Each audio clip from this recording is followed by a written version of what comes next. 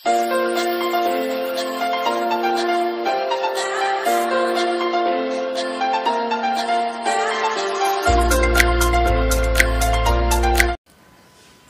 আলাইকুম আমার প্রিয়জনেরা, আশা করি যে যেখানে আছেন সকলে ভালো আছেন, সুস্থ আছেন এবং নিরাপদে আছেন। আজকের রেসিপি থাকছে সকলের খুবই পছন্দের প্রিয় একটি রেসিপি, সিমের বিচি দিয়ে ইলিশ মাছের তরকারি। আমি 1 কেজি পরিমাণ সিমের বিচি নিয়ে খুব সুন্দরভাবে খোসা ছাড়িয়ে একটু ধুয়ে পরিষ্কার করে নিয়েছি। এখন একটি কড়াইতে সিমের বিচিগুলো দিয়ে পরিমাণ মতো পানি দিয়ে চুলায় বসিয়ে একটু বলক উঠে আসা পর্যন্ত অপেক্ষা করব। বলক উঠে আসলে চুলাটা বন্ধ করে দেব।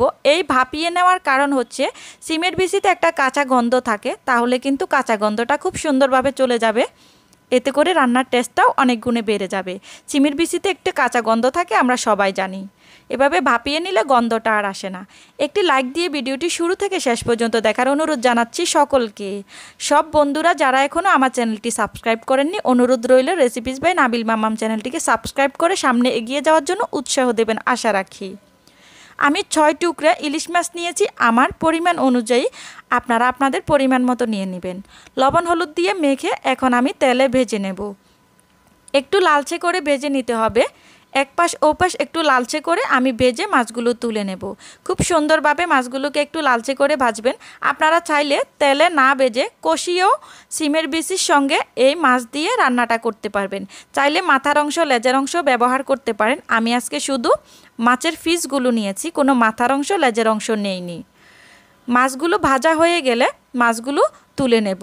একটু উল্টে পাল্টে দেবেন যেন খুব সুন্দরভাবে লালচে করে ভাজা হয়। আমরা সকলে মাছ ভাজতে পারি, তবু আমি সম্পূর্ণ ভিডিওটি আপনাদের সঙ্গে শেয়ার করেছি। রেসিপি ভালো লাগলে লাইক কমেন্ট শেয়ার দিতে ভুলবেন না। যারা এখনও একটি লাইক দেননি প্লিজ একটি লাইক দিয়ে দিবেন। মাছগুলো ভাজা হয়ে গেলে তুলে নিয়ে আমি একটি কড়াই বসিয়ে দিয়েছি। এখন আমি রান্নার তেল দিয়ে দেব। তেল আমি এখন অল্প পরিমাণে ব্যবহার করব। মাছ ভাজাতে যে তেলটা আছে সেটা আমি পরে ব্যবহার করব, এতে করে খুব সুন্দর একটা ফ্লেভার আসবে। আমি ঝাল পছন্দ মতো নিয়ে পেঁয়াজ 1 কাপ পরিমাণ নিয়ে ব্লেন্ড করে নিয়েছি। এই কাঁচামরিচ পেঁয়াজের মিশ্রণটা ব্লেন্ড করে নেওয়ার পর গরম তেলে দিয়ে 1 মিনিটের মতো ভেজে নেব। কাঁচা গন্ধটা দূর হওয়া পর্যন্ত অপেক্ষা করব। এখন আমি নিয়ে নিয়েছি 1 কাপ। সেখানে নিয়ে নেব আমি 1 চা চামচ পরিমাণ রসুন বাটা। রসুনের পরিমাণটা কম ব্যবহার করবেন, যেহেতু ইলিশ মাছে বেশি পরিমাণে মশলা খেতে ভালো লাগে না। আর আমি 1/2 চা চামচ পরিমাণ দিয়ে দিচ্ছি। 1/2 চা চামচ পরিমাণের থেকেও অনেক কম দিয়েছি। আদা দিয়েছি সুন্দর একটা ফ্লেভারের জন্য। জিরে দিয়ে দেব আমি 1/2 চামচ পরিমাণ। 1/2 চা চামচ দিয়েছি, আমি টেবিল চামচ ব্যবহার করিনি। এখন আমি কাঁচা গন্ধ দূর হয়ে গেলে পেঁয়াজ মরিচে আমি এই আদা রসুন জিরের মিশ্রণটা দিয়ে দেব। দিয়ে আবারও কিছুক্ষণের মতো নেড়ে চেড়ে একটু তেলে ভেজে নেব। আপনারা চাইলে কিন্তু এখানে লাল মরিচের গুঁড়িটা ব্যবহার করতে পারেন, এতে করে তরকারির কালারটা একটু লালচে আসবে। কাঁচামরিচ দিয়ে রান্না করলে হেলদি হবে, সুস্বাদু হবে, স্বাস্থ্যকর হবে। কালারটাও হলুদ হলুদ খুব সুন্দর আসবে। আমি আদা রসুন আর জিরের পেস্টটাও 1 মিনিটের মতো একটু ভেজে নিয়ে 1/2 কাপ পরিমাণ পানি দিয়ে এখন গুঁড়ি মশলা দিয়ে দেব। গুঁড়ি মশলার মধ্যে আমি এখানে ব্যবহার করেছি 1 চা চামচ পরিমাণ ধনিয়ার গুঁড়া আর 1 চা চামচ পরিমাণ হলুদ গুঁড়া, আর লবণ দেব স্বাদ অনুযায়ী। মাছ ভাজার সময় কিন্তু লবণ ব্যবহার করেছি, এখানে পরিমাণ মতো লবণ দিয়ে দেব। দিয়ে খুব ভালোভাবে সুন্দরভাবে একটু সময় নিয়ে এখন আমি সবগুলো উপকরণ কষিয়ে নেব। আমি প্রতিটি ভিডিওতে বলে থাকি কাঁচামরিচ খাওয়ার চেষ্টা করবেন, আর রান্নার সময় মশলাটাকে ভালোভাবে সময় নিয়ে কষিয়ে নেবেন। 1 মিনিটের মতো কষিয়ে নেওয়ার পর এখন দিয়ে দিচ্ছি মাছ ভেজে রাখার যে তেলটা ছিল সে তেলটা। এতে করে খুব সুন্দর একটা ফ্লেভার আসবে, রান্নার স্বাদ অনেক গুণে বেড়ে যাবে, যেহেতু ইলিশ মাছটা আমি এই তেলে ভেজে নিয়েছিলাম। এখন দেখুন অনেকটা তেল হয়েছে, তেল ভেসে উপরে উঠবে আস্তে আস্তে কষিয়ে নেওয়া হয়ে গেলে। একটু সময় নিয়ে আমি খুব সুন্দরভাবে মশলাগুলোকে কষিয়ে নিচ্ছি। চেষ্টা করবেন একটু সময় নিয়ে মশলাগুলোকে কষিয়ে নেওয়ার জন্য। আমি 4-5 মিনিটের মতো মশলাগুলোকে খুব সুন্দরভাবে কষিয়ে নেওয়ার পর আগে থেকে ভাপিয়ে রাখা সিমের বিচিগুলো দিয়ে দিয়েছি। আপনারা চাইলে ভাপিয়ে নেওয়ার পর ধুয়ে নিতে পারেন, আমি ধুইনি, আমি এইভাবেই ব্যবহার করেছি। যেহেতু আমি ভাপিয়ে নেওয়ার আগে অনেকবার ভালো করে ধুয়ে নিয়েছিলাম, তাই এখন আর ধোয়ার প্রয়োজন মনে করিনি। আপনারা চাইলে আবারও ধুয়ে নিতে পারেন। খুব সুন্দরভাবে নেড়েচেড়ে একটু সময় নিয়ে আমি এখন এটাকে কষিয়ে নেব। এমনভাবে কষাতে হবে যেন একটু ভাজা ভাজা টাইপ হয়ে যায়। আমি ভালোভাবে নেড়েচেড়ে দিয়ে ঢাকনা দিয়ে ঢেকে রেখে দিয়েছিলাম 2 মিনিটের মতো। 2 মিনিট পর ঢাকনা সরিয়ে আপনারা দেখুন কতটা সুন্দরভাবে ভাজা ভাজা হয়ে গেছে, নিচে কিন্তু একদমই পোড়া লেগে যায়নি। খুব সুন্দরভাবে যখন কষিয়ে নেওয়া হবে, ভাজা ভাজা হবে, তখন আমি এখানে গরম পানি দিয়ে দেব। পরিমাণ মতো গরম পানি অ্যাড করে দিয়েছি। চিমের বিচিটা মোমের মতো সিদ্ধ হয়ে যাবে কিন্তু গলে যাবে না।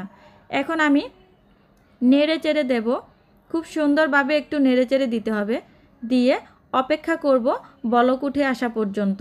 বলক উঠে আসার পর 1 মিনিটের মতো আবারও জাল করে নেব। তারপর দিয়ে দেব আগে থেকে ভেজে তুলে রাখা মাছগুলো এখানে দিয়ে দিয়েছি। মাছ ভাজার যে তেলটা ছিল এটা দেওয়ার কারণে অনেক সুন্দর একটা ফ্লেভার এসেছে এই পর্যায়ে। দেওয়ার পরে খুব সুন্দরভাবে নেড়ে চেড়ে এখন আমি ঢাকনা দিয়ে ঢেকে রেখে দেব 6 থেকে 7 মিনিটের জন্য। 6 থেকে 7 মিনিট পর ঢাকনা সরিয়ে, আমি ঢাকনা দিয়ে রেখেছিলাম কিন্তু সেটা আমি দেখাইনি। ঢাকনা সরিয়ে এখন আমি দিয়ে দেব বেশ কিছুটা ধনিয়া পাতা কুচি। 6-7 মিনিট ঢাকনা দিয়ে ঢেকে রেখে দেওয়ার পর এখন আমি ঢাকনা সরিয়ে ধনিয়া পাতা কুচি দিয়েছি। ধনিয়া পাতা কুচিটা খুব সুন্দর একটা ফ্লেভারের জন্য দিয়েছি। যারা খেতে পছন্দ করেন না এড়িয়ে যেতে পারেন, দেওয়ার দরকার নেই, কিন্তু দিলে অনেক সুন্দর একটা ফ্লেভার আসে। শীতকালের রেসিপি মানেই তো ধনিয়া পাতা, তাই না?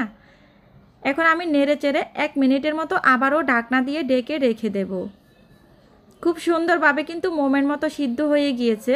দারুণ সুস্বাদু হেলদি একটা রেসিপি খুব ঝটপট তৈরি হয়ে গিয়েছে। ভিডিওটা আমি কাটিনি বলে অনেক লম্বা হয়ে গিয়েছে। আশা করি যারা আমার ভিডিওটি শুরু থেকে শেষ পর্যন্ত দেখেছেন আপনাদের কাছে ভালো লেগেছে। ভালো লেগে থাকলে লাইক কমেন্ট শেয়ার দিতে ভুলবেন না। আমি ধনিয়া পাতা কুচি দেওয়ার পর 1 মিনিট ঢাকনা দিয়ে রেখে দেওয়ার পর ঢাকনা সরিয়ে চুলাটা বন্ধ করে দিয়েছি। তৈরি হয়ে গেল খুবই লোভনীয়, ভীষণ মজাদার একটা সিমের বিচি দিয়ে ইলিশ মাছের ঝোল রেসিপি ভালো লাগলে লাইক কমেন্ট শেয়ার দিতে তো অবশ্যই ভুলবেন না। যারা এখনও আমার চ্যানেলটি সাবস্ক্রাইব করেননি অনুরোধ রইল প্লিজ আমার চ্যানেলটিকে সাবস্ক্রাইব করে সামনে এগিয়ে যাওয়ার জন্য উৎসাহ দেবেন।